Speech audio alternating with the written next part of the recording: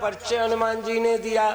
उसके बाद बगीचे को उजाड़ा, राक्षस लोग आते हैं, अक्षय कुमार को मार दिया, मेघनाथ बांध कर ले गया। हनुमान जी ने लंका में पहुंचकर और लंका को जलाया। केवल 2 घर कुंभकर्ण का और विभीषण का, 2 घर बचे थे। कुंभकर्ण की पत्नी ने हाथ जोड़ लिए थे और पूंछ बुझाए खोज श्रम धरे वल्लभ रूप बहु माता सीता के आगे खड़े हुए। माता हमको कुछ चिन्ह दो, तो उन्होंने चूड़ामणि दी। उसी तरह आकर भगवान को सब बात बताई और उसके बाद सज्जनों अपार बानर वाहनों की बानर भालुओं की सेना लेकर समुद्र किनारे पहुंचे। वहाँ विभीषण जी भगवान से मिलने के लिए आते हैं और फिर समुद्र का पुल बना।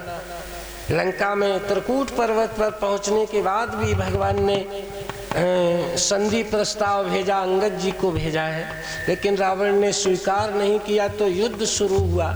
युद्ध में लक्ष्मण जी को जब शक्ति लगी तो सज्जनों द्रोणागिर पर्वत पर पहुंचने के बाद हनुमान जी महाराज बूटी को लेकर आते हैं।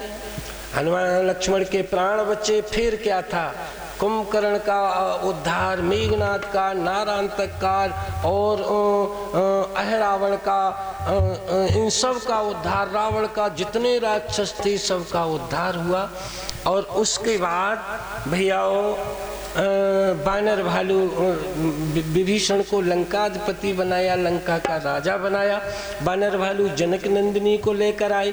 तो अग्नि परीक्षा ये सीता की नहीं राम की थी। असली सीता को बाहर निकालना और नकली सीता अग्नि में प्रविष्ट होना, यही अग्नि परीक्षा थी।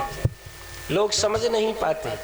सीता को पुष्पक विमान में बिठाया और बानर भालू सबको पुष्पक विमान, जितने पढ़े लिखे बच्चे हो, एक वैज्ञानिक दर्शन।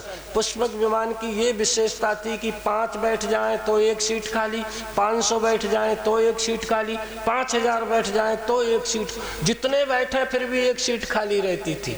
ऐसा विमान था। आज के वैज्ञानिक अभी बहुत पीछे हैं उस समय के विज्ञान से। इस तरह से विमान में बैठकर प्रयागराज आए। हनुमान जी ने भरत जी को आकर पूरी बात बताई। भरत जी ने अयोध्या के निवासियों को सूचना दे दी। पूरा नगर निकल पड़ा। माताएं बहनें गाती हैं। अब कोई ऐसे समय पर नाचना चाहो तो आपको छूट है।